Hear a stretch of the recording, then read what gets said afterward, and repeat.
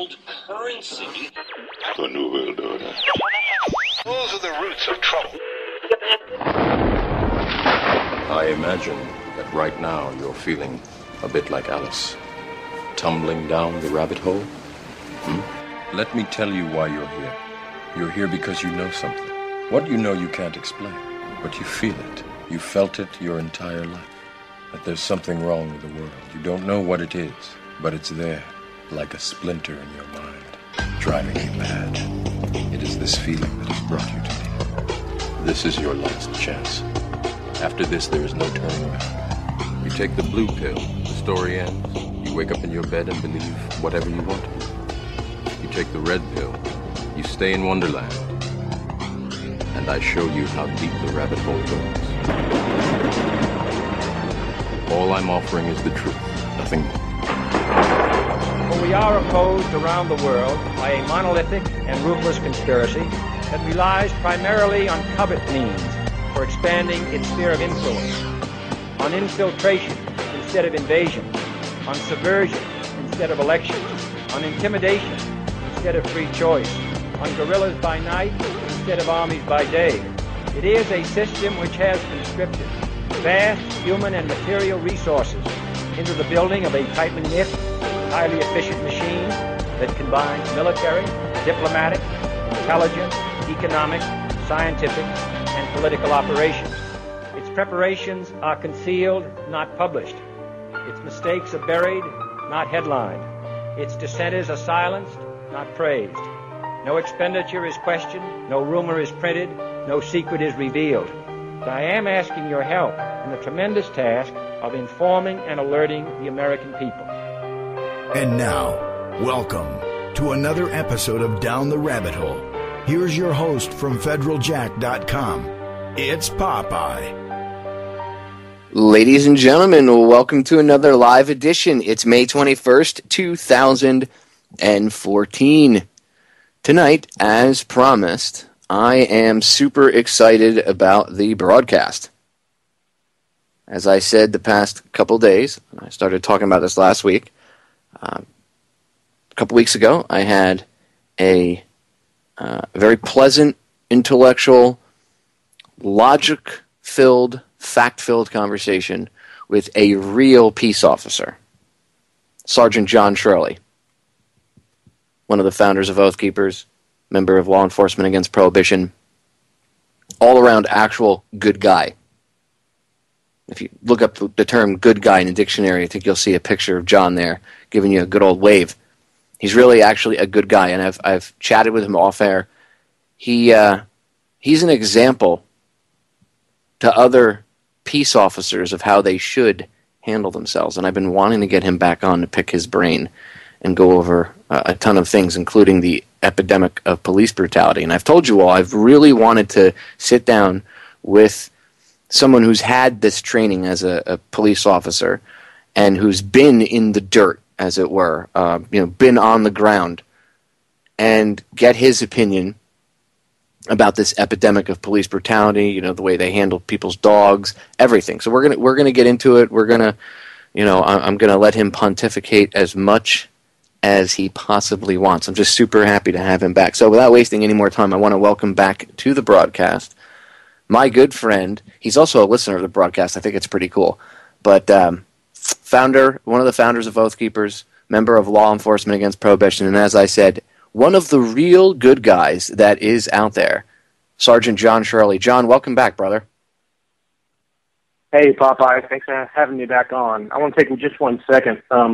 Yesterday marked the 19th anniversary of my best friend lost his life in service to our country in the Navy 19 years ago yesterday. And I just want to quickly have a remembrance for my friend Brandon Weatherly. He was a former Navy SEAL and lost his life in an accident in the Persian Gulf area. So, Brandon, wherever you are, I'm thinking about you, buddy.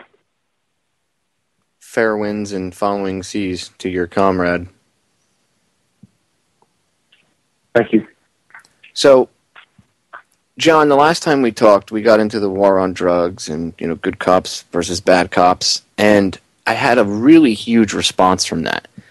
And the people that had messaged me or the comments on YouTube or on Facebook or Twitter, the emails and stuff I got, everybody was really happy to hear how you spoke, because they understood that you were, a quote-unquote cop, but yet at the same time, you weren't a cop.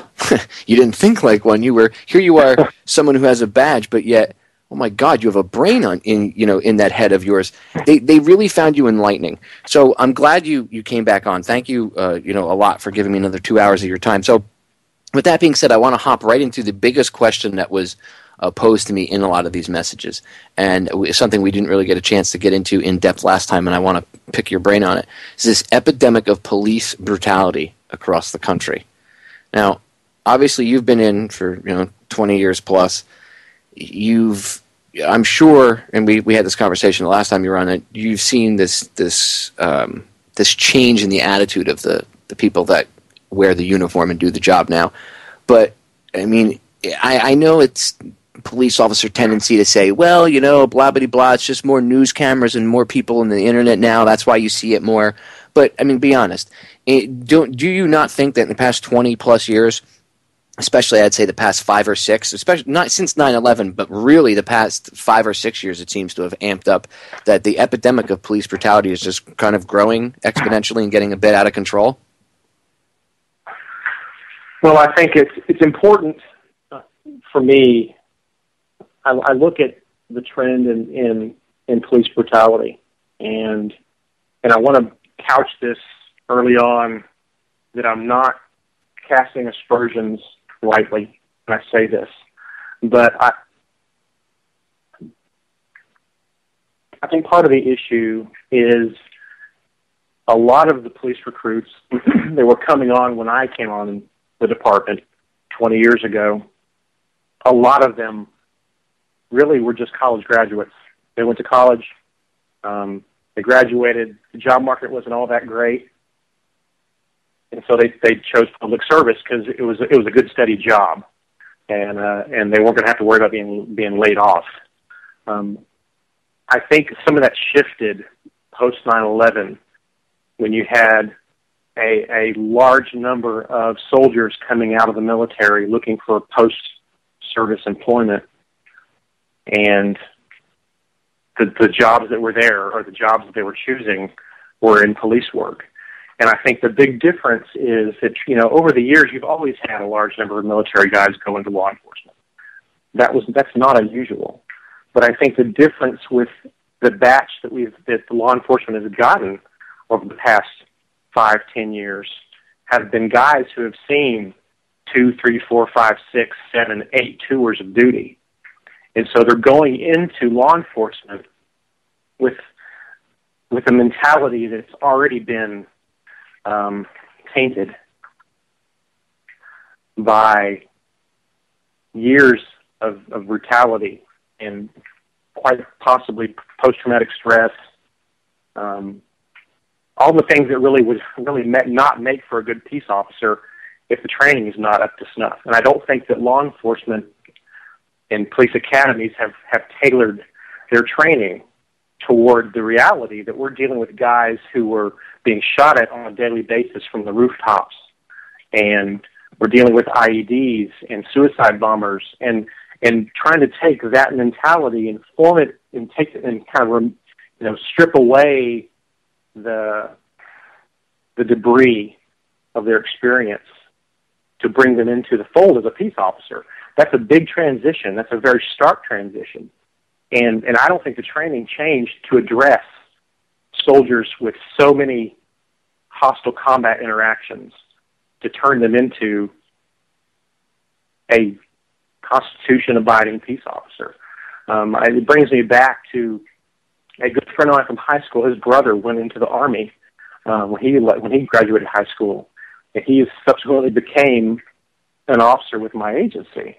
And I remember early on when he came on the department and I ran into him, and he was, even at that point, he was like, I drive down the streets and I keep looking up at the rooftops because I'm looking for snipers. And I'm thinking to myself, my God, why haven't we, pardon me, why haven't we done some training or deprogramming, some after-action stuff to try to get these guys back down to a level where they can deal with a civil society, where you're not looking for snipers on rooftops and you're dealing mostly with good people.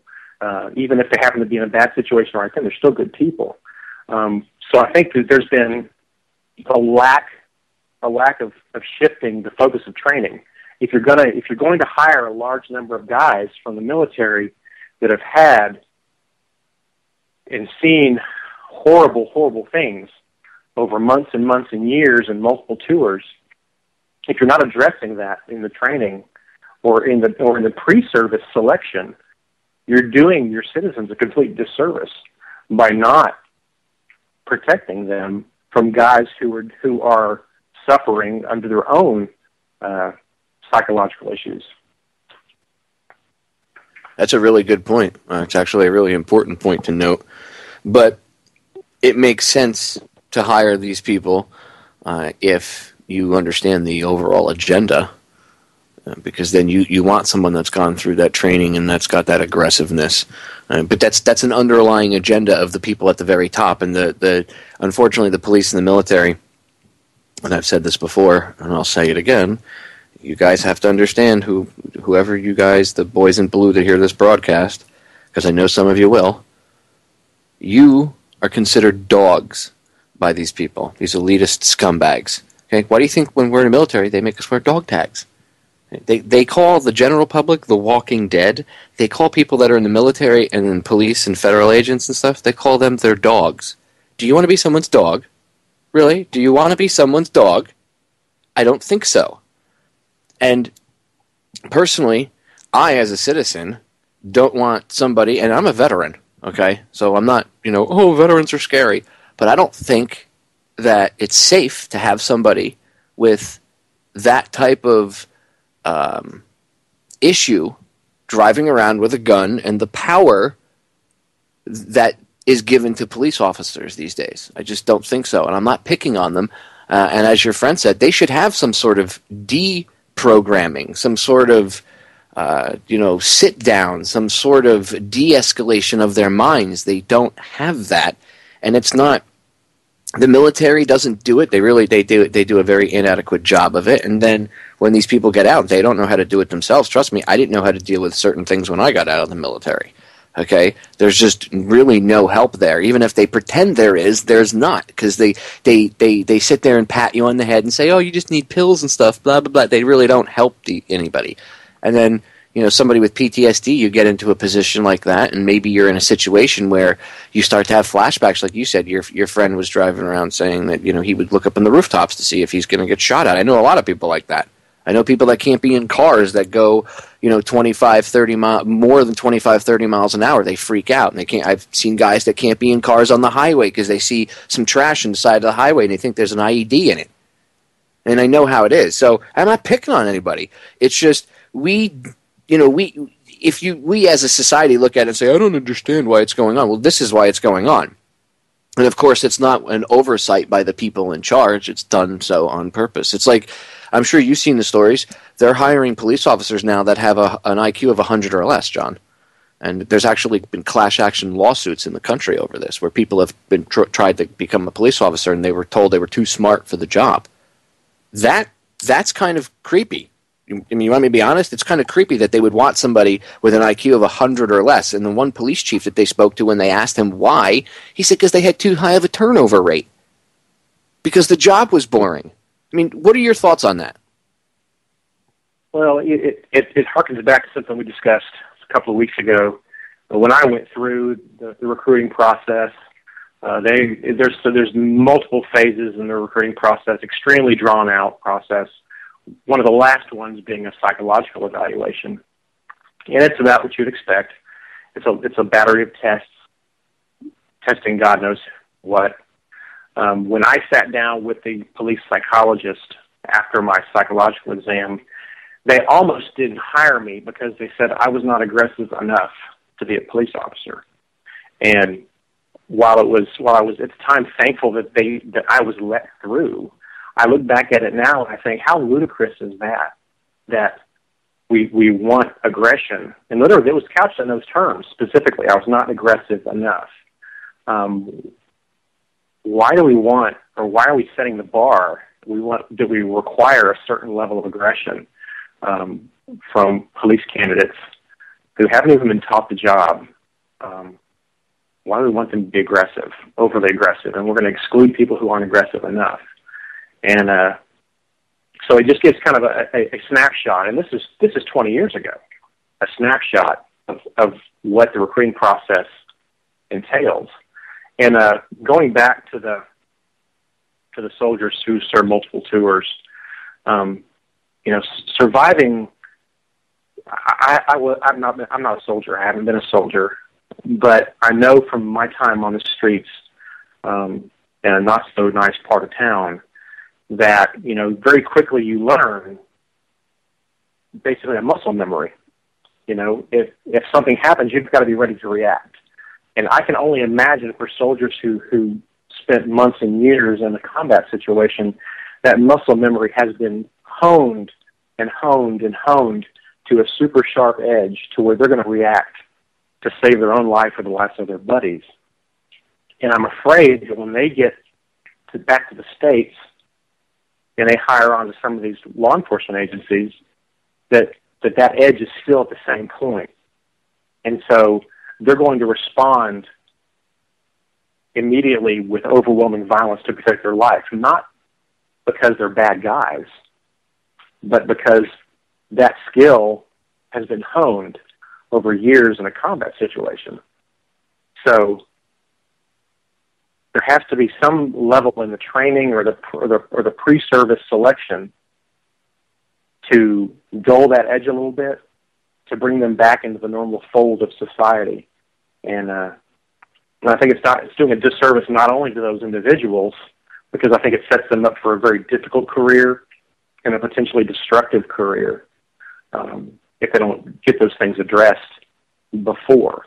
Because I don't think there's any mechanism during service that's going to accomplish that. I think most likely that mentality is going to be maintained by the rigors that are required, of being a peace officer, especially in a major city, where you're going to deal with aggressive subjects and you're going to deal with serious situations on a routine basis. So I think that kind of accounts for a certain amount of the increase in brutality that we're seeing. As far as whether that's the plan, I'm not sure that the planning at the level of any one of these agencies is adequate to accomplish that, to accomplish wanting more aggressive officers. I think a large percentage of it is just organic, because I know and this is speaking from my experience in my agency, we're having difficulty getting qualified and willing recruits in the door at this point. I know that right now in my agency, we're not even covering attrition in new hires. We're not covering the attrition that will occur during the period of the police academy while they're there with the guys who are being hired on.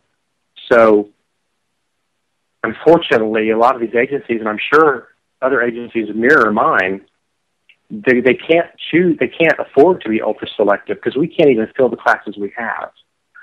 So at that point, you're lowering your standards, or you're skipping over these warning signs, and you're allowing people in who probably should never be wearing the badge. To me, that's a warning sign, though, of that's a symptom of a problem. And see, they address it the wrong way. They just lower the standards to bring more people. That doesn't solve the problem. See, I don't think it's the monotony of the job. I think, and I know a lot of police officers myself, I have friends who have retired, stopped being cops or sheriffs, and almost all of them collectively have the same underlying reason that really drove them, because they're not doing what they got into the job to do. They're either doing revenue collecting or they're surrounded by thugs. And this is in their terms, not mine. I'm not saying that, again, I'm not disparaging everybody that wears the uniform. I know there are good people out there, but unfortunately, it is the case in almost, well, I would say at least 50 to 60% of the time now, unfortunately, that some of these guys, they do have this thug mentality. And again, I'm not picking on anybody. I'm not trying, because see, that's the problem. And I find when I try to talk to people about this, and if they're a police officer or a police officer supporter, family thereof, they get instantly emotional and defensive. Well, you don't understand. You don't know what it's like to be on the street. Blah blah blah blah blah. Personally, okay, I personally think that this job position should be filled by somebody who is not very low on the IQ scale. I don't think you should be lowering your standards. Again, they're not really handling the problem. Maybe if they changed their policies, maybe if they changed the things they were asking these people to do, maybe they'd be able to retain the smart people to do the job. Maybe if they actually did the job of, investigating crimes more than revenue generation, or in certain cases you might have a, like a boss hog mentality depending on the police department or the sheriff's department, you know what I mean? That is one of the things I think drives people away from it. I don't think it's just, it's the monotony of law enforcement work. No, I think a lot of it has to do with the policies that you guys enact. Not you, I mean? I'm just speaking to them in general. So lowering the standards is not really, that's not solving the problem at all. That's like you have an infection on your foot and you take a chainsaw and you just chop your foot off rather than try to, maybe deal with the infection properly.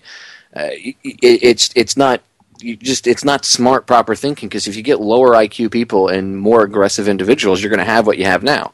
And then you have the police unions, which is another huge problem. I mean, I was a Teamster when I was younger, and I think I have union members that listen. They're probably going to hate me for saying this, but I think unions are a huge problem in a lot of aspects across the board. And I'm not saying that they're all evil, although most of them have been taken over and controlled, at higher levels for money or whatever, political reasons. It's just the way it is. But I was a Teamster, and I don't think, I don't think unions are a huge plus to everything. And in the case of police officers, the police union's a big problem, because anytime a cop shoots somebody or a dog or whatever, it's always justified. It's always, it was for his safety. He had to make it home that day. Oh, so his life is more valuable than the person's life he took. Why is that? Oh, well, blah, blah, blah, blah, blah. No. I think that the way that they handle things needs to be redone, and I think if they're going to have people in, they need more level-headed people like you.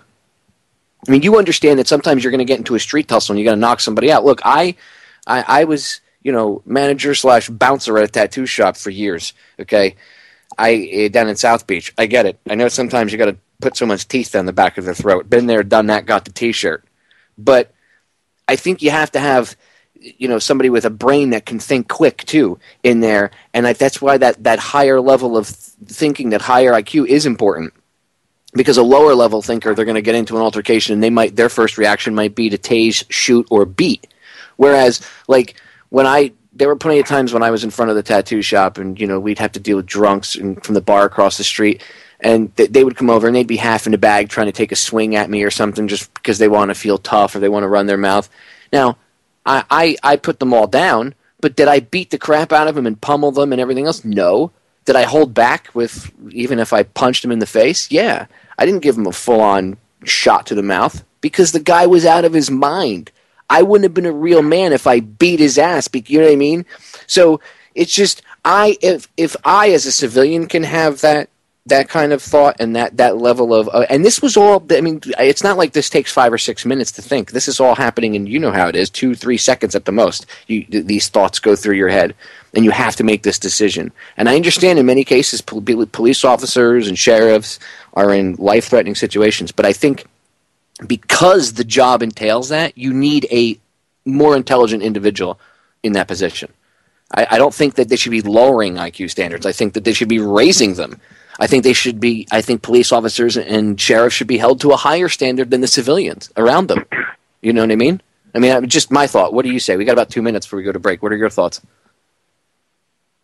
Well, absolutely, I agree. You have more intelligent guys being peace officers. There's no doubt about that. And that probably goes back to your comment about how they want to hire lower IQ people because the higher IQ people are more apt to, there's more turnover.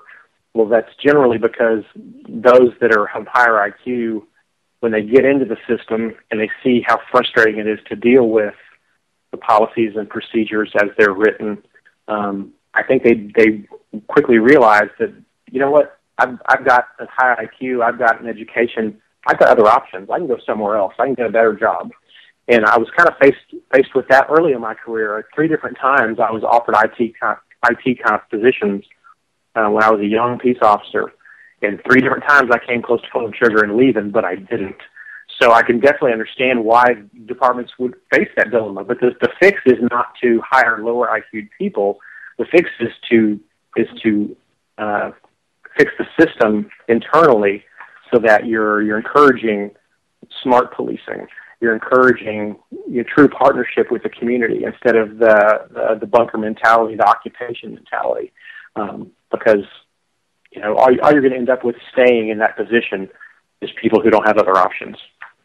And I think that's what kind of you can potentially run up against in law enforcement, where your recruiting standards are lower. That's a really good way to put it. The occupation mentality, we live in an occupation, and the police are trained that the citizens. Which, by the way, police out there, you guys are civilians too. There's this distinction between civilians, the word civilian, and military. Okay, you're a civilian. You just wear an outfit, a costume, whatever you want to call it, a uniform. Okay, but you're certainly a civilian like the rest of us. We're all on the same team. It's one of the whole points of having these conversations with John, is to get that message across to you all. Okay, ladies and gentlemen, stay tuned. Break sneaking up. We'll be back in 3 short, quick minutes. Don't go anywhere. We are back, ladies and gentlemen. So I want to get right back into it, because we were having a really good conversation with Sergeant John Shirley before we went to break. And before we hop right back into it, and I want John to take a few seconds. John, plug anything that you want to plug. I know you like to throw out Oath Keepers and stuff, but anything with law enforcement against prohibition, too, you want to throw out there? Any links, websites, or anything? Well, law enforcement prohibition is something I'm kind of newly involved with, and I'm probably looking to get involved with their Speakers Bureau here in the not too distant future. And so I'm kind of a newbie when it comes to LEAP. But, LEAP is very important, because officers who've been in the trenches and who have experience dealing with not only the street side of drugs, but also dealing with their own bureaucracy, over time they realize that, one feeds the other. The fighting of the drug war feeds the narcotics enforcement bureaucracy. And so guys who've been in the trenches and have a brain see both sides of this equation and realize that the battle we're fighting is a losing battle, because we've got a nebulous moving target in fighting the quote-unquote drug war, and there's no way to win the war. Everything that was set out to be completed as part of the drug war has been a colossal failure, and guys who are in the trenches, who have a brain, see that it's fruitless to keep fighting this war the way we've been fighting it. So LEAP has been at the tip of the spear in trying to educate other people involved in law enforcement and other peace officers that, guys, this is a model for failure, and that all we're going to do by doing the status quo is increasing the narcotics enforcement police budgets and increasing the pain and suffering that ends up being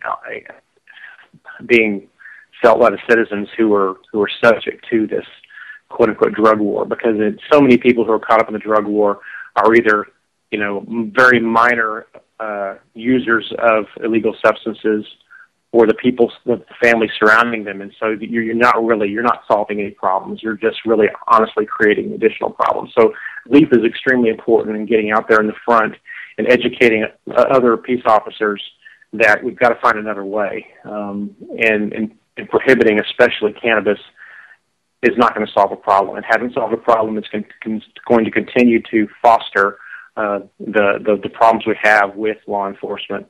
And it also serves to show the good citizens out there that there are peace officers who still consider themselves quote unquote civilians. And so I really want to push officers out there, look up LEAP. Honestly, look at their videos on YouTube or the videos and stuff on their website, read the publications, and just give it an honest thought. just for 1 minute, let down your guard and consider what they're saying. And if it makes sense, well, then do a little bit more research. And I'm telling you, if you've been in the trenches and you've seen both sides of that equation, and you see what LEAP brings to the forefront as far as the hot points, there's almost no way you can disagree with them, because the facts that they bring out regarding, drug enforcement at the street level, with especially your user level of enforcement, it's pointless, and it does nothing but damage society as a whole. And so I encourage officers to get involved with LEAP, and of course Oath Keepers, and just, guys, you're given a power when you're handed that badge and that gun. Wield it wisely. Know where your power comes from. Study your Constitution. Understand what the Fourth Amendment really means. Don't violate people's rights. Just educate yourself and be one of the guys that stands up for the people. You are not an enforcer. You're not a tool of the establishment. You're a peace officer. And educate yourself. That's all I can say, is educate yourself about LEAP, about Oath Keepers, about the Constitution. Yeah, and don't allow yourselves to be used, because that's what's going on right now.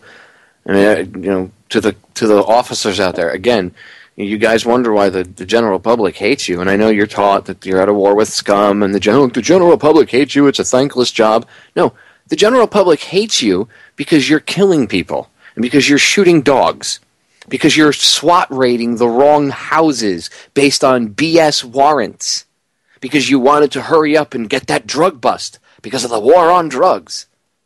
I mean, how many people got to die? How many innocent people who think their houses are being broken into get shot and killed, and then those officers get awards for it, even though they went into the wrong house? I've seen that happen. No one being held accountable, and that's a problem.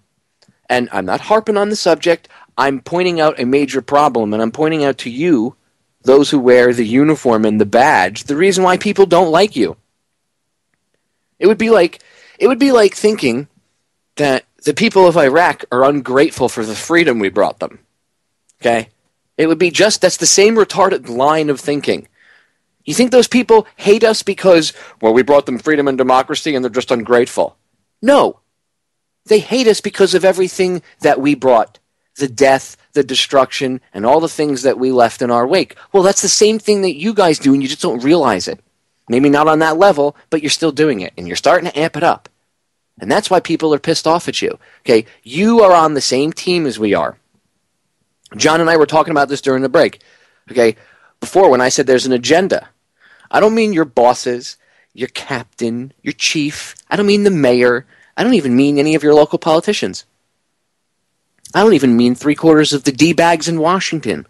I mean the people higher up than them, because they're puppets too. The people that control them.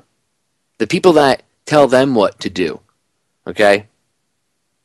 This is like a 3D game of chess. If you guys know what an M.C. Escher painting looks like, go look up M.C. Escher. Go on your favorite search engine of choice, officers and sheriffs out there, and look up, I know you all have that little laptop in your car, okay? Look up M.C. Escher and the stair painting, and you'll get a visual of what I'm talking about. Now, once you see that, picture a 3D chessboard, kind of like the same thing. And there's, there's different levels all over the place, okay? And they move pieces around, and things don't seem to make sense because it's not, normal physics, or things are upside down on different boards and you don't get it and it just makes no sense to you. Okay? That's what's going on. And you're one of those pieces on that board somewhere. And so am I. So is John. And so are the civilians that you think you're at war with. The scum of society. See, we're all on the same level, you get it? We're all being played against each other. And that's why it's important to have these conversations. Now, I think that the police that violate their oaths and then kill innocent people or kill dogs and stuff, you guys, and then when you hide behind your chiefs and your police unions and stuff, and this is me, this is not John saying this is me, I think you guys are cowards. And I think you should be held accountable, and I think you should all be fired. And I don't think the police union should have the power that they do. And if you think, well, you're just a stupid-ass civilian, doesn't know what he's talking about, I bet you I could do your job more efficiently than you could with a quarter of the violence. Okay? Learn conflict resolution. I know it's not an easy job to do. I'm not saying it's an easy job, but let's be real, okay? You don't need to shoot and tase everybody. You don't need to use the toy. You know, you don't got to draw that thing off your hip. In fact, John, what is that called? I forget what it's called. The level of, you know, you bring up the level of force. You guys have a special term for it. You know, where you go from like. I think you're referring to the force continuum. Yeah, that's it. You know, you start off with like maybe you know the baton, work your way to the pepper spray, baton, taser, and then the gun. Like you know, death or tasing are usually on the farther end of the spectrum, and somehow the first two seem to have gotten chopped off, and now it's tasing for like stupid things. And in situations where you're like, well, you could have just tased the guy, they shoot him dead. So it seems to be this jump. And again, that's the agenda I was talking about. I think that we're all being played against each other, and the people that know this at the higher levels, they understand how to play humans off against each other. And that's what they're doing. They're playing them against us, and that's why their media lapdogs will show certain videos and take a certain perspective on a police brutality case or something like that. Because all they really do is inflame the public. They don't sit down and have a conversation like we are, where we try to work it out with solutions. Thoughts? Well, I think that one of the issues also is that as officers have been given more tools in their toolbox, like tasers and beanbag shotguns and such, I think they've made the mistake of de-emphasizing the lower echelon of the force continuum. You know, force continuum starts out with verbal commands, and from there it goes to casual contact. And so I think, you know, when I came on, we were told, you know, verbal commands, casual contact, a little bit more serious contact, and maybe you go to your baton. And to me, 90% of issues can be controlled with effective communication, verbal communication, number one, or very much so casual contact can take out another probably 5% of that issues. Just touching somebody on the shoulder, hey man, come on, you know, let's calm down, let's do this in a more reasonable way. But I think with the introduction of these other toys in the toy box, the training has fallen off about officers using effectively, you know, voice commands or psychology on people. You know, when I came on, it was kind of the term that we used was verbal judo. You know, effectively talking to somebody in a crisis situation. Those skills have been forgotten because officers want to immediately go to their taser or something more, and it's not necessary. I think the taser can be a positive tool, but I think so many officers now want to immediately go to the taser instead of just taking the time to talk to somebody or to casually put their hands on somebody. Or even if they have to get into a minor tussle with somebody, they immediately want to go to that taser, and they want to call the taser first they started off calling it a non-lethal weapon. Now they've kind of advanced that because of all the people who've died from people getting electrocuted to death. They've now turned it to be a less lethal weapon, but it still has lethality to it. So why don't we start re-emphasizing the lower end of that force continuum, better training officers to deal with people on a verbal basis and a casual contact basis, instead of jumping into the tasers. I see so many videos now that are posted on the web of officers having an issue with a suspect, and they don't hardly exchange any verbiage with the person. They don't take the time to make a casual contact. They want to act like they're in a hurry all the time. And, you know, honestly, back when I was a street sergeant, one of the first things I would tell young officers, I said, listen, guys, in all but the most rarest of situations, there's not a hurry. There's not a rush to do something that instant. I said, there are times when doing something that instant is paramount to you surviving or other people surviving. But other than those most rarest of events, what is the hurry? You know, you're going to put in your 8 hours no matter what's going on. Don't be in a hurry to escalate a situation to think you've got to resolve it immediately. Take the time to talk to somebody. If you have to talk to somebody for a half an hour and that keeps you from having to tase them or it keeps you from having to put your hands on them in an aggressive manner, well, that's a success. And you're going to get paid the same no matter what you do. But you know what? If you take that avenue of talking to somebody for 30 minutes to de-escalate the situation or casually put your hands on somebody, the chances of you getting injured are much less. The chances of you injuring the suspect are much less. The chances of someone other than you and the suspect getting injured is much less. So take the time and just calm down for a minute. Take a step back. There is no hurry. The one time in my career I got in trouble for something, early on in my career, in a use of force situation, looking back now with 20 years of experience, I made a rookie mistake. I was in a hurry. I thought I had to do something right that instant in a situation that didn't call for it. And so, while tasers have their place in the tool pouch of police officers, it needs to be put in its right place on that continuum. And we need to reemphasize talking to people, having a conversation, casual touches, even having to put your hands somewhat aggressively on somebody before you reach for that taser and electrocute somebody. It's just take the time to make the right decision and don't be in a hurry. And I want to emphasize something. The casual touch thing that you keep saying to the listeners that aren't police or never had any type of law enforcement experience, what he's talking about is you can actually de-escalate a situation just by casually putting a slight, not even a real heavy grip, not even a grip, just slightly almost like say you're talking to somebody, almost like cupping their arm in certain spots, like by the elbow, a little bit below the elbow, sometimes right above the wrist. You'd be surprised how you could de-escalate a situation like that. And I don't mean grabbing them ninjutsu style and yoking their arm up behind their back.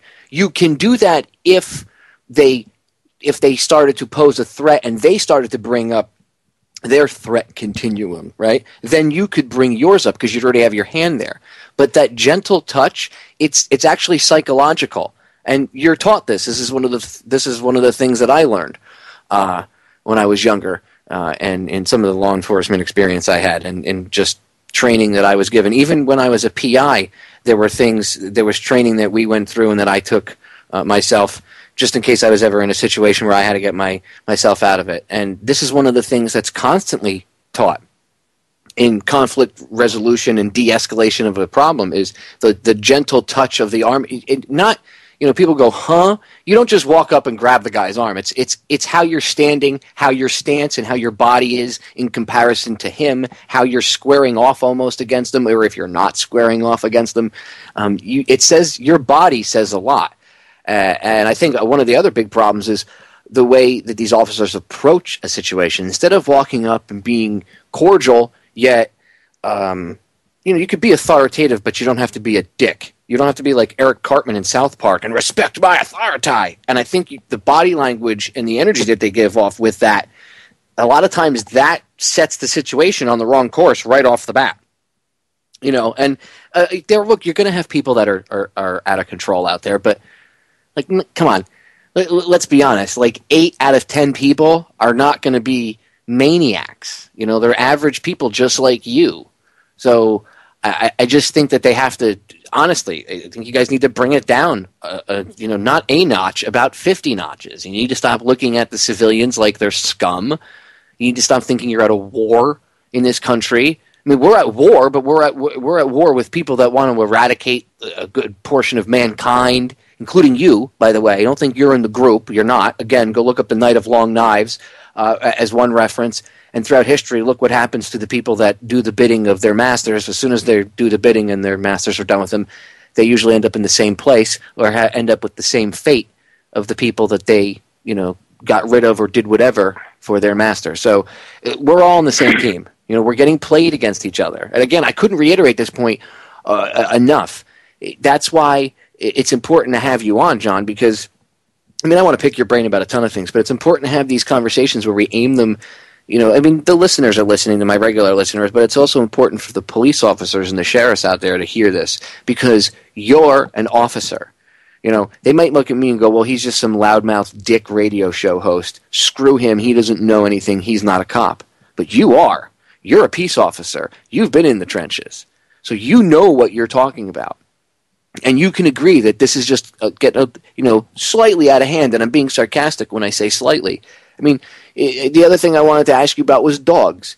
Like, come on. I got attacked by a pit bull. Okay, guys, I used to do recovery. I did towing and recovery for like 10 years. I did repo work. You don't think I've ever been shot at? You don't think I've ever had beer bottles or 40s thrown at me from project windows 20 stories up? You don't think I've had people come out with knives, baseball bats, cinder blocks, dogs? I had a pit bull attack me once, ripped my left leg to shreds, and I beat its head in with a mag light. You know what? I have friends that have pit bulls, and I love them to this very day. I love dogs. I pet them. They're awesome. I have dogs of my own. Okay? I'm not afraid of the dog. I don't hate. I actually blame the owner. I understood at a higher level that it was the dog. It wasn't the dog. It was the dog's owner. Okay, so I understand that there are bad dogs out there, but really, John, let's be honest. They're shooting dogs. They just fired a cop 2 weeks ago. A town voted to fire him because he went into this guy's house and shot this dog that was like 35 pounds. And because they were out in a farm, the guy, to put the dog out of its suffering, the guy had to drown the dog, and it was his best friend. And the dog was only like 2.5, 3 years old. It was only 35 pounds, 35, 40 pounds. And the cop said, I felt threatened. Honestly, look, I know people may not have, maybe they don't have dogs, but come on. You can't tell me that there's not some level of training that they're getting, at least maybe at their department level. I'm not saying nationwide, but there's got to be, oftentimes, and I've seen it, that there is some level of training. That if it's a dog, dogs aren't that important. It's, you can kill it. And often you see them shooting the dogs like sport. I mean, I know you're a good guy. I know that pisses you off. I mean, as a human being, I'm sure that angers you, but as a peace officer, when you see these brutality videos and then you see these videos where they're capping 30-pound, even if it's a 70-pound dog. I mean, if the dog's not attacking you, like if the dog comes running up, how about just putting your hand out and letting him sniff? I mean, you can have your gun out, just let him sniff you and be calm. If the dog sniffs your hand and realizes you're cool and that you're a dog person, usually they leave you alone. It's the fear that a lot of times amplifies an animal. But more often than not, these dogs are just running over to see what's going on, because in the dog's world, he or she runs over to everybody. And then, the officer or the sheriff blasts them. So, what are your thoughts on that? We got about 5 minutes before we go to break. What are your thoughts on, the rise in shooting of dogs? Well, I know from where I work, I know it was probably about 10 or 12 years ago, 10 years ago, let's say, where the feeling on dog shootings, the way that they were investigated when it happened changed completely in my agency. And it went from just below a shooting of a person to something that's handled just at the local level, quote unquote, the division level, and so the amount of oversight that went on decreased dramatically in my agency, and by extension, it's probably pretty safe to assume that the same trend happened nationwide, because that's generally how these things happen. So that the importance of the investigation of dog shooting decreased tremendously, and I know in our agency, with a snicker, officers would talk about how it's open season on dogs. I haven't heard that recently, but I haven't been on the street in a while.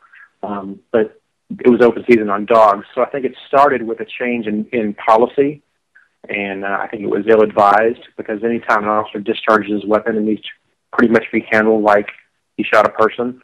And I see some of these videos online of officers just blasting away a dog for merely walking up to them, and there's no excuse. And I think it's allowed to go on because the importance in the eyes of the agency has been decreased to the point where the dog has no worth at all, regardless of the fact that an officer is discharging his weapon, which should always be taken with the utmost seriousness, because if he's shooting at a dog, if he misses, he can hit a person. So I think that the dog shooting incidents need to be investigated with the utmost seriousness, and so I think it's a reflection of the decrease in the seriousness that these agencies are taking dog shootings in general, and there's just no excuse for it. I think a lot of it.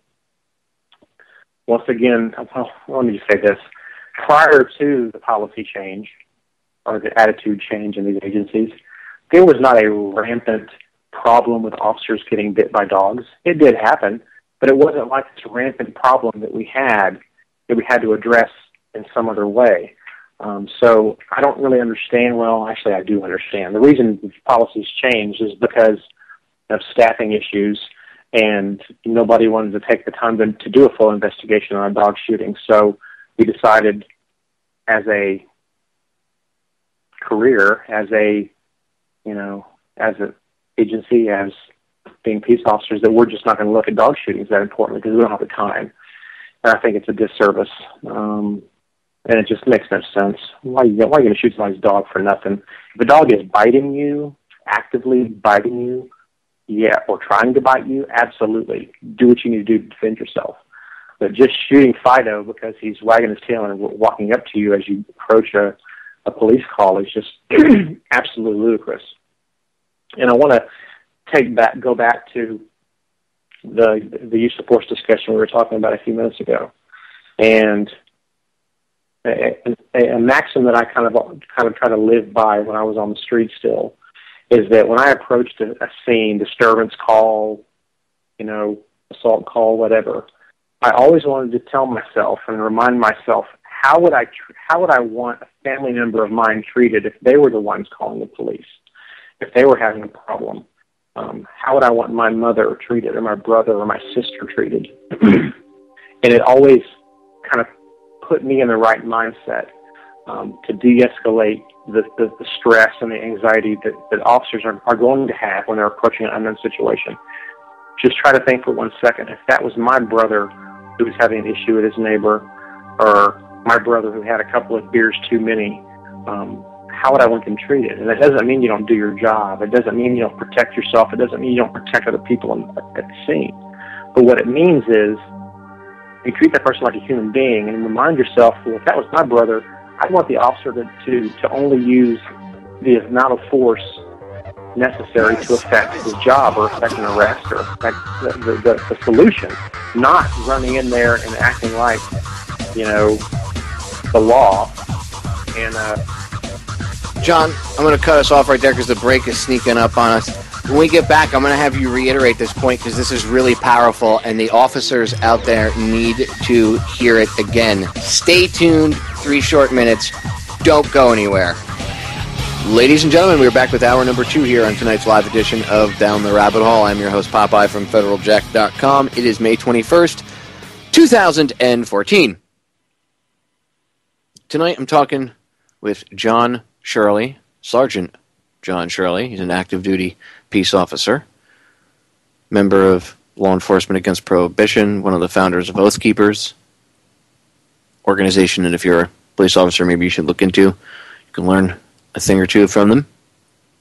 We've been talking about police brutality, police violence, and stuff, and before I have John reiterate his point that he was making about when he was a police officer, so a way he kept himself in check with his escalation of force that he would use, in each situation.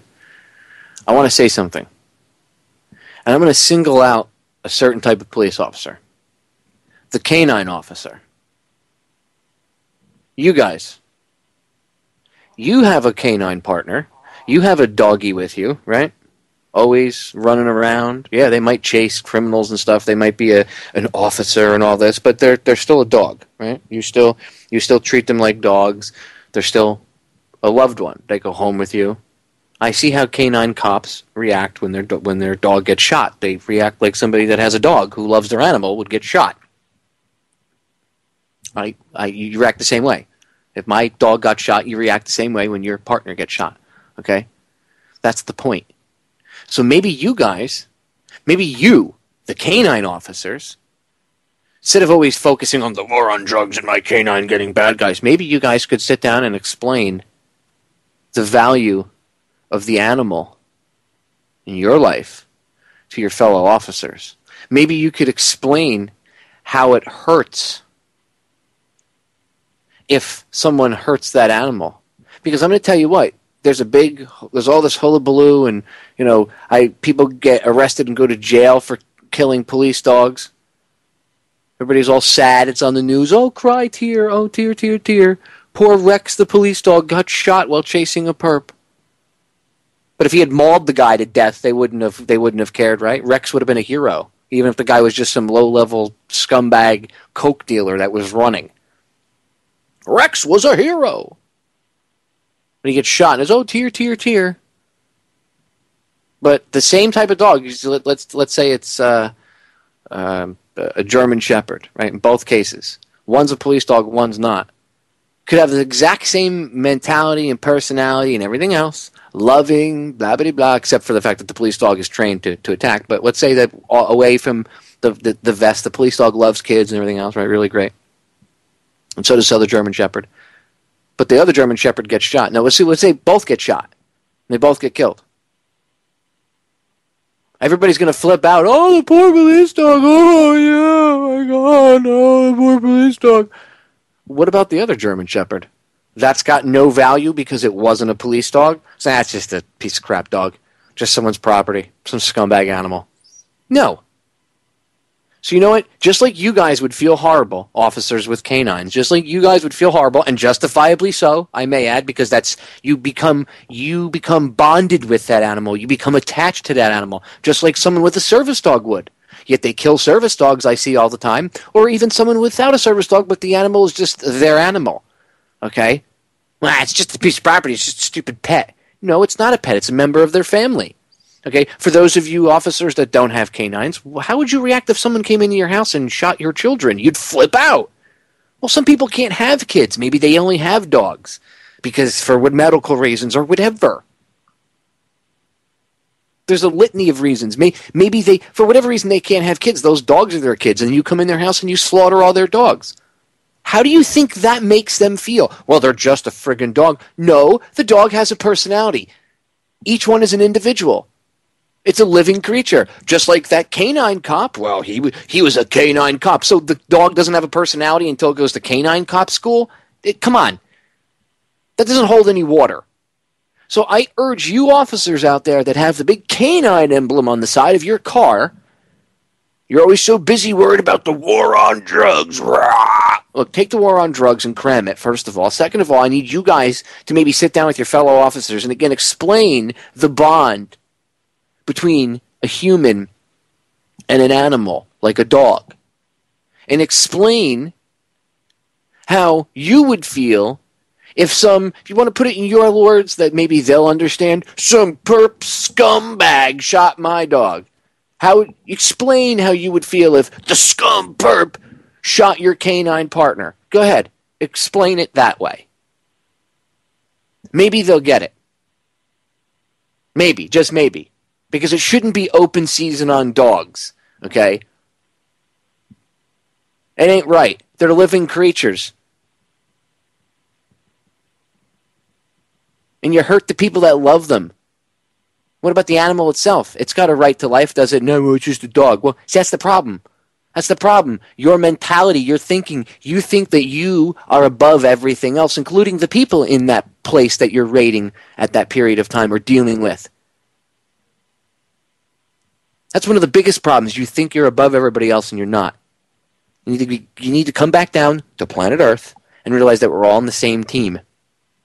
What you do to other people is what could be done to your mother, your father, your brother, your sister, your aunt, your uncle, your son or your daughter, your wife, your girlfriend, your husband. I want you to think about that. Put yourself in their shoes. Now with that, I'm going to bring back John because that's kind of the point that he was making with what he was saying and how he would gauge each situation individually. And I want him to go ahead and reiterate that point again because it's important for the officers that are going to tune in and hear this broadcast, whether you guys hear it live or later on, it's important for you to hear what he has to say. So, John, go ahead and reiterate that point that you were making when we went to break. I think it's important for people to remember, people don't call the police to celebrate, generally celebrate a good thing happening in their life. They call the police when things are going bad, when they've got a problem that they can't handle. And realistically, everybody at some point in their life is going to have a situation that goes out of control and they can't handle for whatever reason.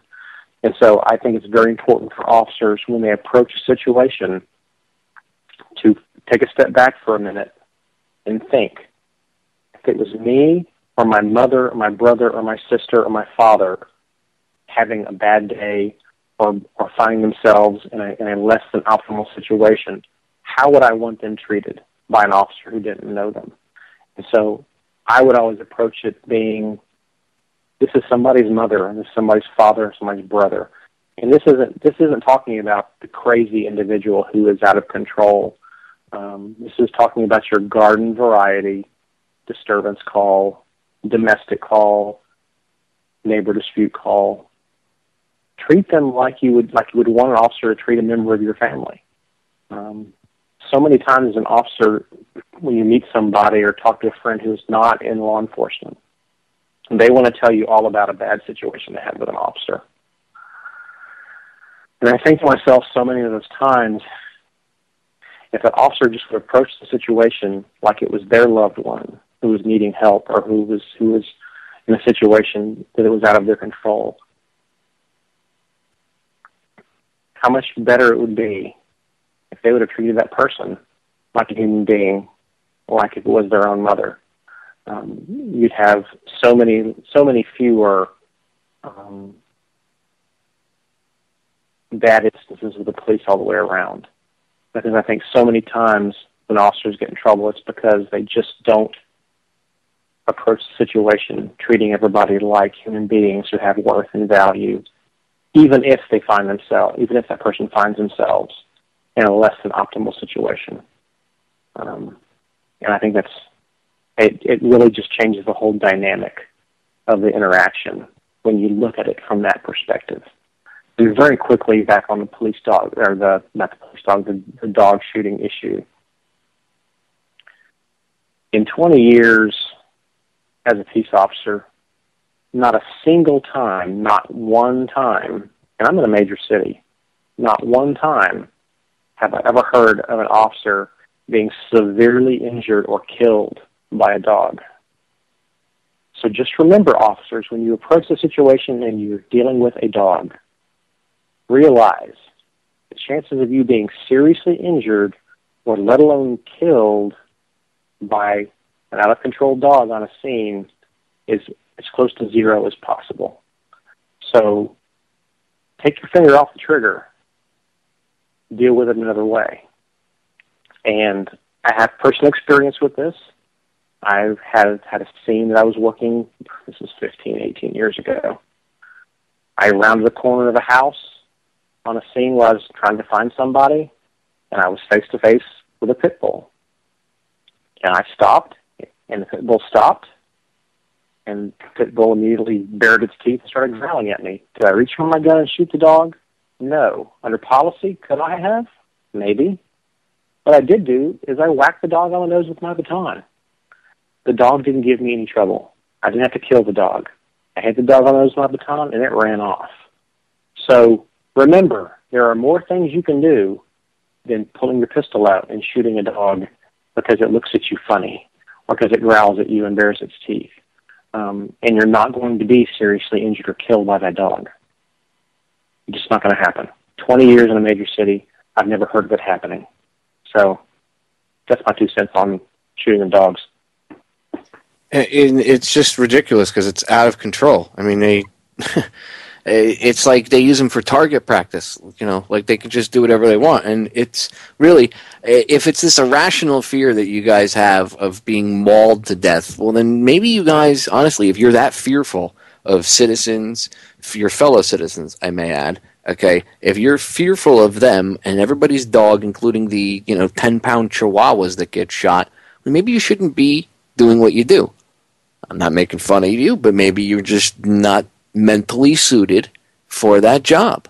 I'd hate to break the news to you, but if you feel threatened by a 30-pound dog, look, I understand people don't like dogs. They might have this primal fear of them, but it's all in a lot of times it's how you interact with the dog. Again, I got attacked by a pit bull one time going to pick up a vehicle when I used to do, and I wasn't even doing a repo. I mean, I've had dogs sick on me, but this one, the dog, it just happened to be, it was the neighbor's dog, and while I was picking up another vehicle, the dog came out in the street and attacked me.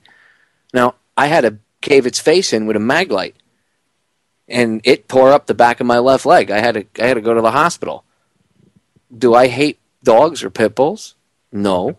I've had dogs since. I've had pit bulls since. My friends have pit bulls. I've played with Dogo Argentinos, which, if anybody knows what a Dogo is, it looks like a pit bull on steroids.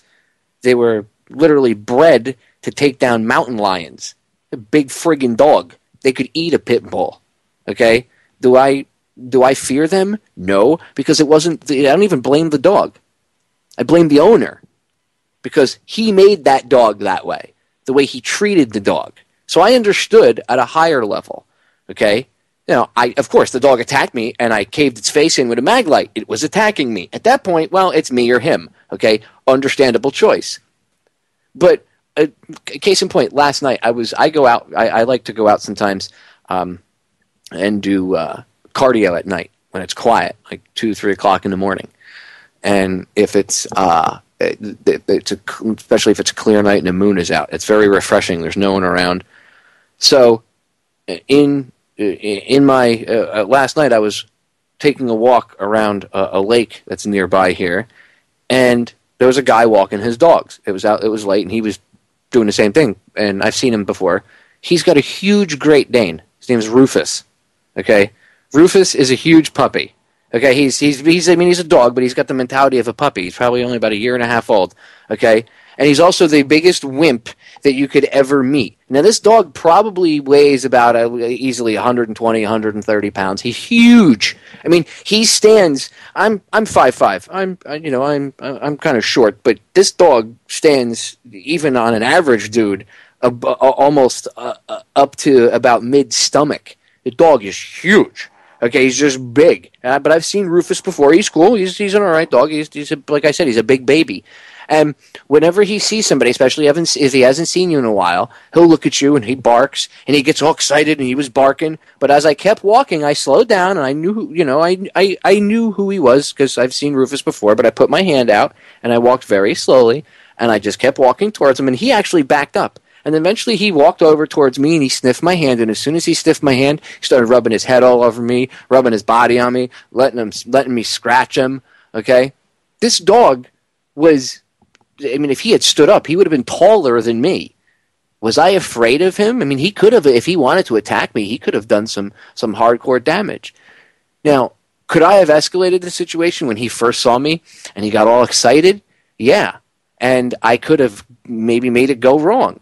But he's a big pussy. That's what the dog is. He's a big wimp. And what happened? He came over and gave me kisses, and I was scratching them, right? I didn't act aggressively, and I also didn't show the animal any fear because I had no reason to fear him. Even if I didn't know the dog, you don't show them fear. It's all in body language and the energy that you give off. Remember, the energy you give off could excite them, and they're not humans, so they can't go, hey man, I don't know what your deal is. I don't know if you're freaking me out. You're kind of freaking me out. I don't know if you're being aggressive or whatever. I don't like the energy I'm getting off you. They can't explain that to you. You know how they explain that to you?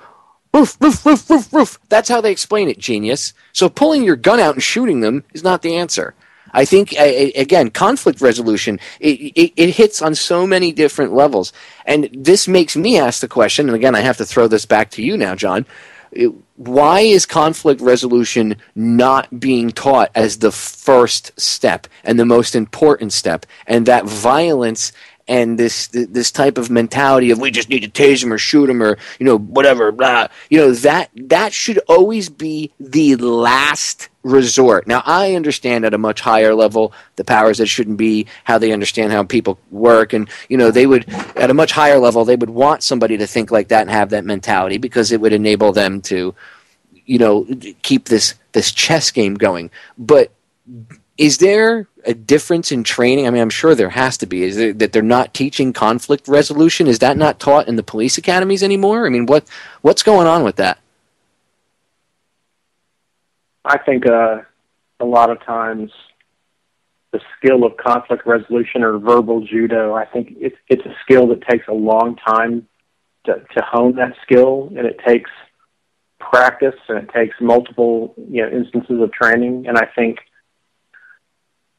most agencies probably don't want to devote the time it takes to either find officers who have that skill or to hone that skill or develop that skill in young officers on an ongoing basis, because it's not one of those things you can just give somebody an 8-hour class and expect them to be a master at conflict resolution. I think it's one of those things that need to train in the academy, to spend a week on conflict resolution with active situations, and then in the field training process, they need to tell their field training officers, you need to look for deficiencies in conflict resolution. Look for deficiencies in these base levels of the force continuum, because if they don't get that, they're going to fall back to what is relatively easy, which is getting physical with somebody. Going toe to toe with somebody in the grand scheme of things doesn't take a lot of brains, and so they need to teach field trainers to watch out for rookies who lack those skills and have a process of retraining or reiterating previous training to give them those skills. And I don't think there's a commitment on the level of training academies or training programs to really watch for that. Everything in a training program is about officer safety and, who's a manifest safety hazard and all that kind of stuff. And while that stuff is important, it is equally important to have an officer who can successfully de-escalate a situation effectively and do it with some consistency, so they don't ever have to go to the level where they're having to use legal violence to solve a situation. I really looked at, when I was in my patrol time as an officer and supervisor, if I had to resort to violence, I almost considered it a failure on my part. Not to say that there aren't situations where you're left with no choice, because there are those situations, but generally speaking, I looked at it, if I had to resort to that, to a level of violence, I failed at some level. I didn't do what it took. And I think while that's not always 100% true, I think it's a very effective mental exercise for officers to go through when they look back in a situation where they had to use violence, for them to examine what they did and think, was there something else I could have done? Is there something I could have said? Is there another tactic I could have used? Something I could have done to not have to have resorted to physical violence. I think if officers would use that self-reflection, I think that they would learn from their mistakes, and I think that it would almost be a self-teaching tool to reiterate the importance of conflict, resolution and de-escalation techniques. It forces you to think and to war game in your mind. And next time when I'm faced with a situation, how could I handle this a little bit differently so that I didn't have to put my hands on somebody in an aggressive fashion? Because every officer knows that the fewer times you have to get aggressive with somebody, the less likelihood that they're going to end up in a hospital, or you're going to end up in a hospital, or someone's going to end up seriously injured or dead. And so it's a holistic approach to scene handling that officers needs to be impressed upon officers, that the de-escalation and resolving situations without having to resort to anything more than verbal commands or a casual touch. That's what you're aiming for. You're aiming for everyone going home safely at the end of the night. Officers want to always say, I'm going to do whatever it takes to go home at the end of the night. Yes, absolutely, that's important. But it's also exceedingly important, extremely important, that everyone involved in a situation where the police are called, where everyone goes home safe at the end of the night. and I'm afraid that law enforcement has lost its soul, in that we look at ourselves as law enforcers, peace officers, and it's kind of like we talked about last time. It's just a mindset. You put yourself in the right mindset. If you go out there thinking of yourself as a cop, as a law enforcer, you're going to run into a lot more issues with use of force, with complaints about conduct, than if you go out there looking at yourself as a peace officer, as a person who's there to maintain the peace and to help solve people's problems.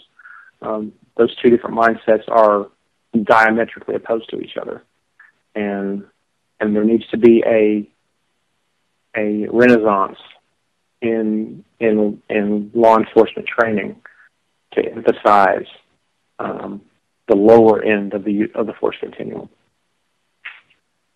And they need to emphasize that, like, ASAP, because this needs to get done. The tasing grandma because she won't sign a parking ticket or a speeding ticket or whatever. I mean, it's just ridiculous. Shooting people for the most minor offenses is just getting out of control. I mean, it really is. There's no other way to put it. And if we don't put it in check, okay, it's just going to continue to escalate the reaction by the citizens too. The hatred and the distrust of the police. I mean, I don't think the guys that put on the uniform might realize this, but you guys are not looked at the same way you were 20 years ago. 20 years ago, you were looked at like heroes. I mean, people might have bitched about the cops here and there, but still, you were looked at more like heroes 20 years ago than you are now. And I'm not saying that there wasn't a police brutality problem back 20 years ago, but the point is it's gotten a lot worse, and your name has gotten a lot worse over the past 20 years. And that's you. That's nothing I can do. That's nothing John Q. Citizen can do. That's what. This is something that you guys at the police department, sheriffs, captains, chiefs, whatever. You guys need to sit down with your officers. You officers out there that hear this need to sit down with other officers and have these conversations and be like, you know what? Maybe Sergeant Shirley is right. How would I feel if that was my mom being pulled over and somebody tased my mother? Now, maybe you don't like your mother, maybe you don't like your dad. Think about somebody that you really love in your family, okay, and put them in the shoes of the person that's in the vehicle that you're pulling over, okay? Think about that. The more that you start to regain your humanity, I think that's one of the biggest problems is police officers, just like soldiers, are dehumanized to a large extent. And then with that training, they go out there with that mindset that they're put in, like they're programmed for, and then they go out there and they see the ills of life, and it just, at least in their mind, it reinforces that programming that's been instilled in them. And that's what happens with the military, and I see it with the police.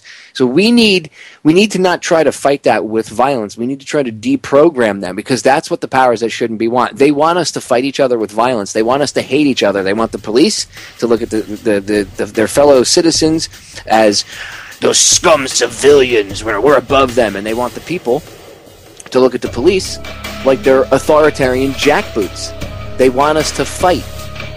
So let's not play their game. Let's outsmart them. How about that? Okay, we're all on the same team. Stay tuned. We'll be right back. We are back, ladies and gentlemen. Final segment with my guest tonight, Sergeant John Shirley, member of Law Enforcement Against Prohibition and one of the founding members of Oath Keepers, and, as I said, an active duty peace officer still.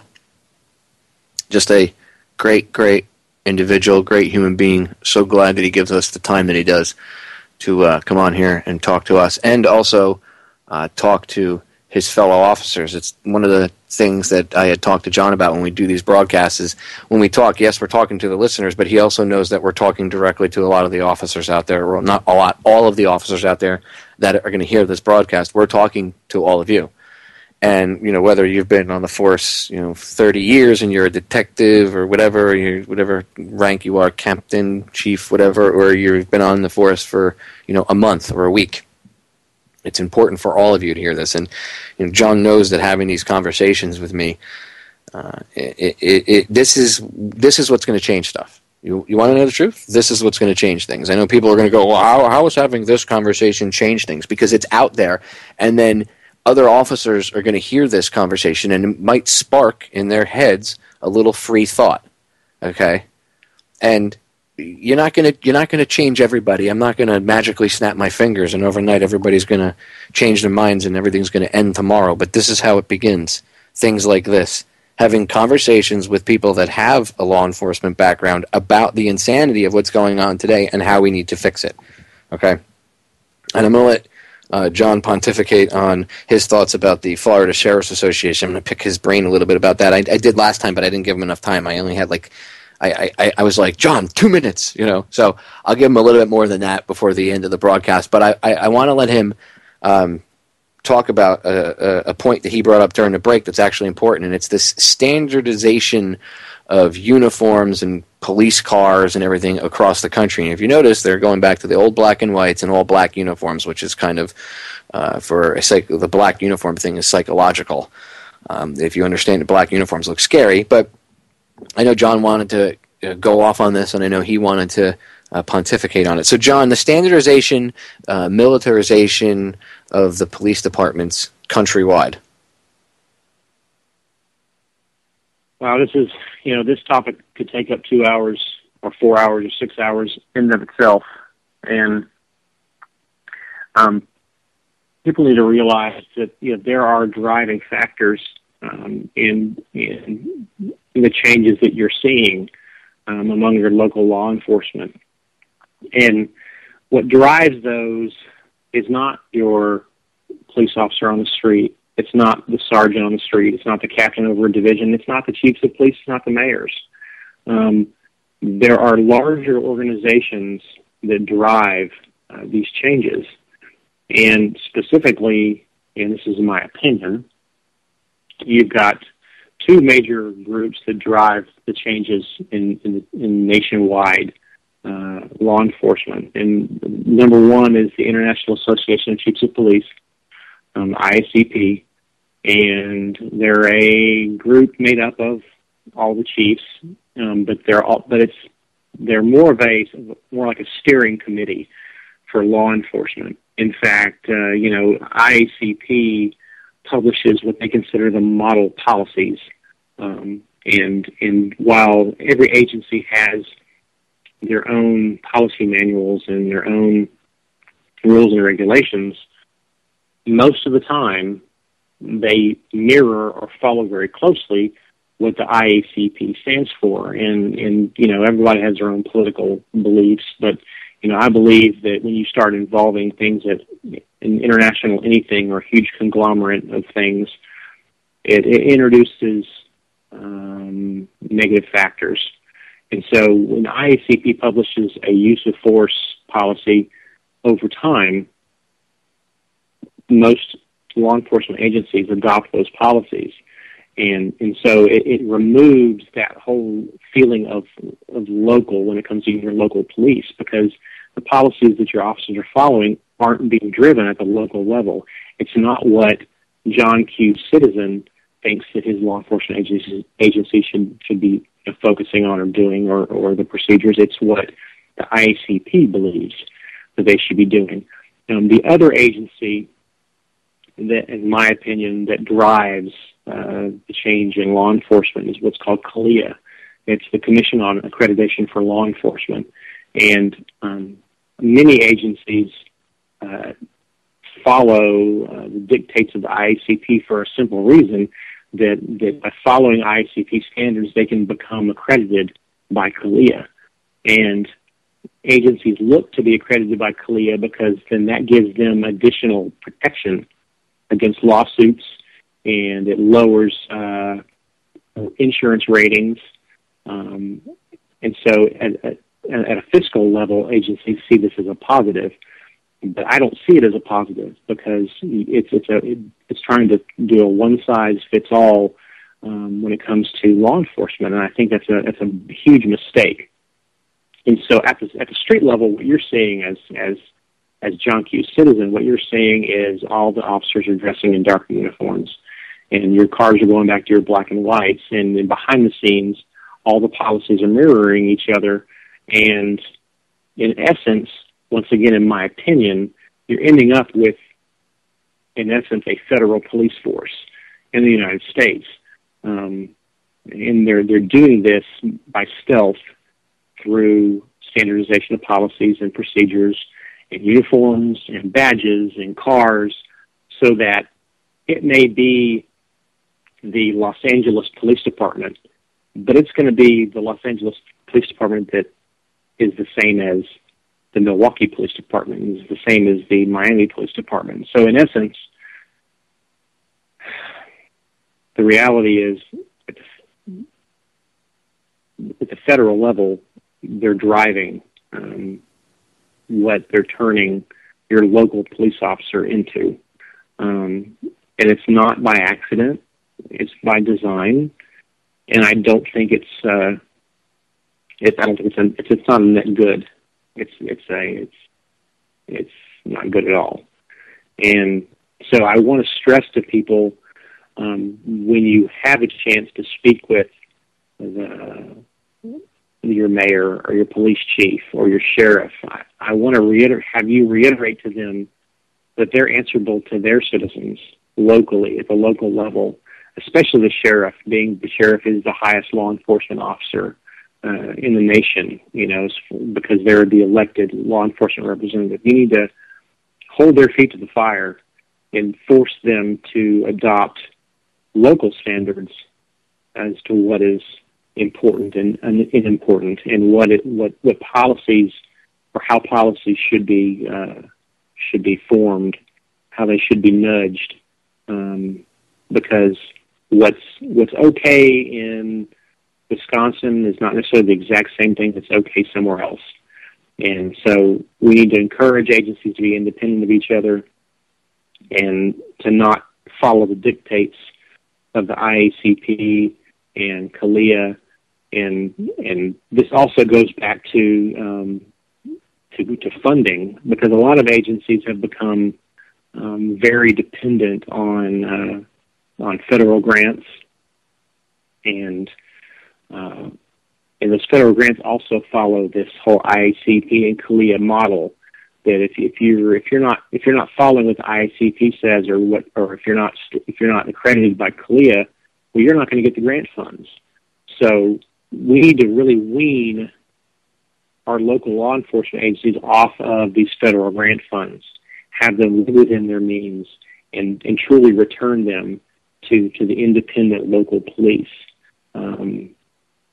Like so many other aspects of society, when you get involved with the federal government, their money always comes with caveats.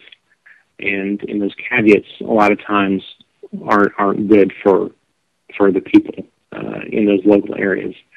So just fight for your local police. Encourage your politicians to not fall into line and ask for all that grant money that comes with those caveats. And, force them, if they need more funding, force them to go to the people and justify it. Don't let them go to the government teat and then force them to fall into line with these policies, procedures, and equipment and militarization that the powers that shouldn't be are forcing upon them with those dollars. And I'll just remind everybody of what Obama said here. I'll just play the audio. It's actually easier. We cannot continue to rely only on our military in order to achieve the national security objectives that we've set. We've got to have a civilian national security force that's just as powerful, just as strong, just as well-funded. Who do you think he was talking about when he said civilian national security force? As I said, the police are civilians. They're not military. So he understands that. So when he's speaking and saying that, he's literally telling you why they're funding, like you just said. He said, we need more funding. He just said he just explained what they're doing and where this federal funding is coming from and why. Because they need this national security force, civilian national security force, because the military technically is not allowed to violate posse comitatus. Well, how do you get around that? You militarize the police. That's hell. And that's what you see going on. Because then, like you said, it doesn't matter. It could be an LA cop or a cop in the middle of Wisconsin, and they're going to look the same. And that is a problem because you shouldn't be handling somebody out in the middle of, BFE, Wisconsin, the same way you'd be handling somebody in, South Central. You know what I mean? It's going to be two different atmospheres, two different types of people. I'm not saying that the people in South Central should be beaten up and tased or anything like that. Again, that goes back to conflict resolution and everything else. And but the point is, what works in one spot is not going to work in another. It's this idea of umbrella one size fits all policies, John, and it doesn't work. It doesn't work with zero tolerance. I mean, look at his zero tolerance crap. It doesn't matter if it's law, in a state with laws or within a school, with stupid policies. I mean, zero tolerance does not work because, the slightest slip of a supposed infraction and someone's life is now wrecked for whatever reason. Oh my God, you committed a felony. So, I mean, zero tolerance is completely retarded, which actually leads me to the war on drugs. Okay, and I want to kind of shift gears a little bit because, well, it's not really shifting gears because this whole militarization and police state thing is actually funded largely in part by the war on drugs because, oh my God, we have to fight the war on drugs. We need tanks for the war on drugs. People that smoke pot, they go out and they smoke a joint. Don't you know, Sarge? They smoke a joint and they're driving down the street with an AK-47. They're driving down the street with it in a technical, like you'd see out in Somalia, with a friggin' 20-millimeter gun in the back of a pickup truck or a 50 cal. I mean, come on, let's be honest. That's not what's going on. I'm being sarcastic and I was being facetious because it's insane. And that's what's happening. They're using the war on drugs as one of the excuses. So anyway, the war on drugs. I've been focusing heavily on getting cannabis passed here in Florida, helping a lot of these parents. Especially the 4 moms, the Canna moms, and getting these stories out about how real people could actually, their lives could be affected positively by having access to cannabis as medicine and stuff. And they've done polls here in Florida. They just did one a couple days ago, the Sun Sentinel, local paper down here in the southern portion of the state, but they have obviously a website and people from all over the state read their stuff. So they did a poll. And the poll was, the last time somebody had checked and updated me on it, it was at 97%, 97 point whatever, but it was 97% of the people that took the poll in the state of Florida backed legalizing medical cannabis. And then they did another poll and they actually played this on one of the news channels. I think it was out of West Palm Beach, if I remember correctly. I played the audio on air the other day. And they were talking about how 58% of men say they should legalize it for recreational use and 48% of women. And it's still higher than anybody against it. It was only like 46% of women against it. I mean, that might be like, people say, well, that's kind of a narrow margin, but it goes to show you there's more people for it for even recreational uses because they realize that, look, Colorado legalized it and pits of fire didn't open up and swallow people in.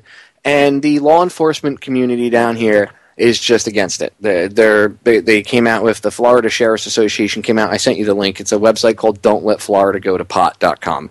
Absolutely ridiculous, the stuff that's on this, John. I mean, as a seasoned peace officer, as someone who's been out on the streets and seen this stuff, when you scan through the stuff that you see, like I'll read you their issue, and I won't read the whole thing, but I'll read you a portion of it. It talks about, and I urge everybody, if you want to laugh and you want to see you want to see the death throes of the drug war, you can actually go to the website and see it. But none of the stuff that they put out there is actually factual. They might use a little bit of factual information, like a smidgen, a sliver of it, a tenth of 100%, but the rest of it's all crap. And basically, it goes off about different things on the ballot and blah, blah, blah, blah, blah, blah, blah, blah. But it says basically at the end of the whole thing here at the bottom, this is where they kind of give the crux of their argument as, anything else. It says other states have tighter requirements when it comes to recommending to minors, such as requiring the physician to explain the risks and harms associated with marijuana use and or multiple physician assessments. Meaning, like, the state law would require you'd have to have like 3 or 4 doctors before your kid could get medical cannabis. It's just, they want they want people to jump through hoops that they shouldn't have to jump through, these bureaucratic hoops. It's stupid. Okay, they bitch about the fact that the bill doesn't, that it says debilitating injuries or illness, but people could get they could get it if they had anxiety, and they don't like that. They don't feel that people that have anxiety should be smoking cannabis, basically. They don't say that. They say that, people use it for all sorts of issues. Well, because it works for all sorts of issues. Maybe if you did a smidgen of research on this, you'd understand. The problem is these guys, their rebuttal to any debate is always, the DEA has it classified as a Schedule I drug, and blah-bitty-blah-bitty-blah, and if it was going to save people, the FDA would allow it. My neighbor said the same thing to me a couple weeks ago. We had a conversation, and she said to me, I don't believe that it cures cancer, because if it did, the FDA would allow it to be out in the market. And I laughed in her face. Now, my neighbor's a really sweet lady, and I love her as a neighbor. Been my neighbor for years, but I had to laugh in her face and try to set her straight. She still didn't believe me. But let me finish this, and I want your thoughts on this. And I want you to address, if you would, because I don't want to put you in and get you in any trouble, but I want you, if you could, address them from a law enforcement officer's perspective who has a brain in his head. But first, let me finish this. It's marijuana would be sold through storefront dispensaries, not in medically controlled circumstances, and not monitored by physicians. With passage of this amendment in Florida, these storefront dispensaries would proliferate just as pill mills did, and marijuana use would increase. Areas with dispensaries will attract more crime. That's the crux of their argument. Because we had a pill mill problem down here. Oh, we're going to have these pill mills. Oh, my God. Well, we're going to have pot mills, John. They're called dispensaries, guys. And you know what? You're not going to have a pill mill problem like you did, because the cannabis doesn't produce the same effects as all these harmful opiates and everything else. But anyway, I digress. We got about 7.5 minutes for the end of the broadcast, so take as much time as you want. Speak, if you could, from the experience level that you have as a police officer, member of LEAP, Law Enforcement Against Prohibition, but as a seasoned police officer with a brain in his head, John, who knows what he's talking about and has actually done the research. What would you say to these sheriffs who are so adamantly against it? And obviously, I think, and this is me saying this before I throw it to John, it's not because they're worried about anybody's safety. It's because they're worried about the money that they're not going to be making off of seizures of cannabis and other things in the war of drugs. Anyway, go ahead. The floor is yours, John. Well, looking at this website, granted I'm on the mobile site, but it boils down to, at the very end, it talks about marijuana is classified as a Schedule I drug, defined as a substance or chemical with no accepted medical use. That is laughable.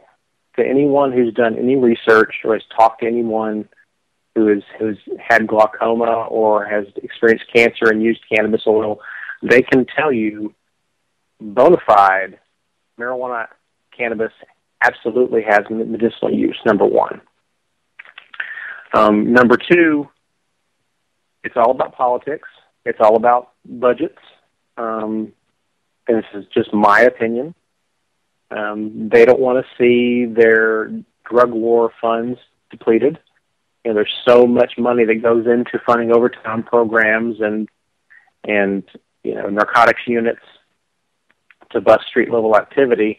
They don't want to see the decrease in their budget, and they don't want to have to, reassess resources to continue this ludicrous, quote-unquote, war on drugs.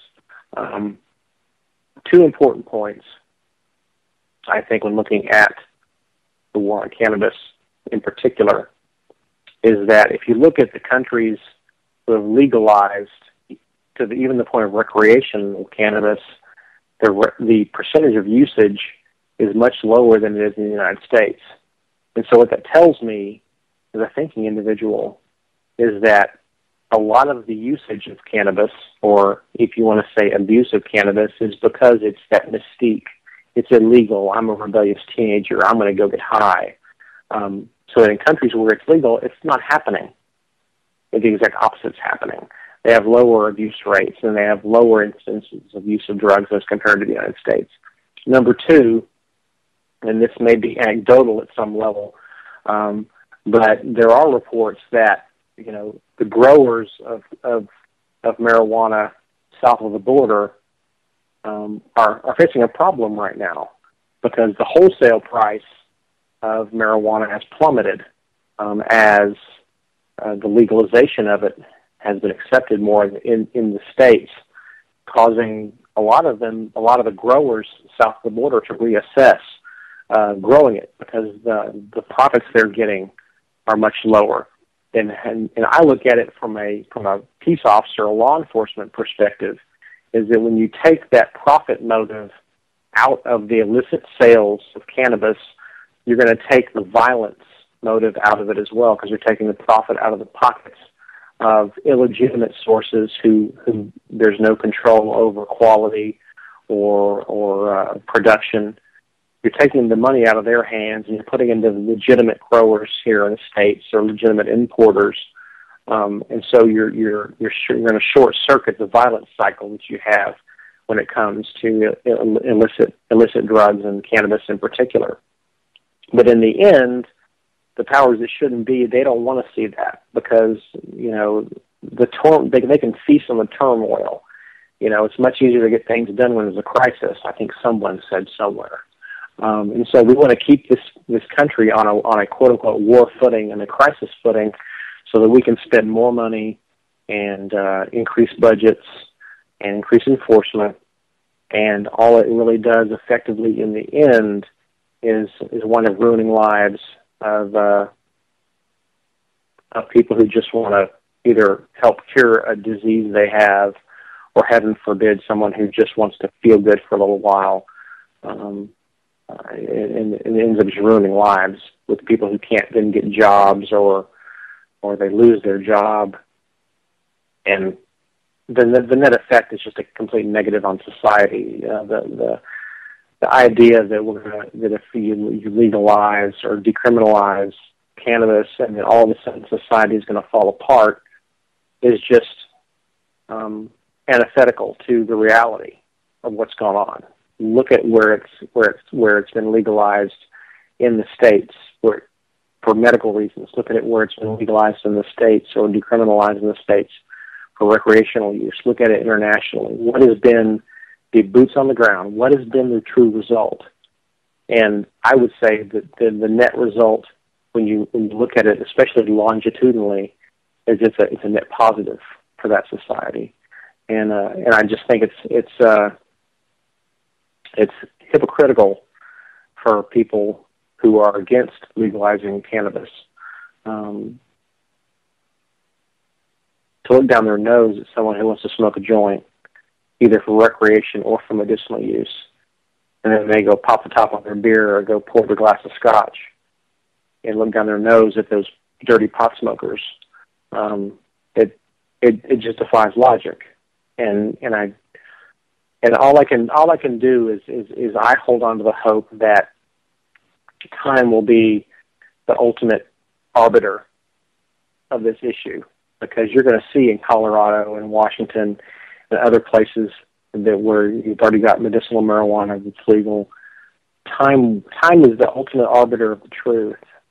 And when crime doesn't spike in Colorado and when actual taxation goes up because they're taxing it, I think that you're going to see the final nail in the coffin of prohibition. And I also want to draw a very distinct line when it comes to groups like the Florida sheriffs. The guys that put their names on that website, those are the politicians who are pandering to certain groups. Your line level peace officers, they're not the ones who are anti medical marijuana. They're not the ones who are generally even anti-recreational, especially the ones who've been on a while. Your rookie officers, they're still convinced that they're against the whole world, and that problem will resolve itself with some experience. But your line officers, they don't see recreational marijuana as a serious issue. So remember, when you look at things like this ridiculous, ludicrous website, that's not the officer that you see rolling down the street. That's not that guy's opinion, most likely. It's the powers that shouldn't be and the politicians and the ones that want to drive those budgets up. They're the ones that are screaming from the rooftops that the whole world's going to go to hell because someone smokes a joint. I agree. I got to cut us off, John, because we are out of time. Thank you so much for coming on again, brother. Thank you. As always, ladies and gentlemen, it is an amazing broadcast when Sergeant John Shirley comes on. And don't worry, ladies and gentlemen, because he will be back on again. There's just that much to talk about with him. But we are out of time for this evening. So thank you all for tuning in. As I always say, the solutions to our problems are an inside job. Be the hero you always wanted to be, ladies and gentlemen. I know you have the superhero in you. I believe in you. I love you all. I'll catch you all again tomorrow night. We're out of here.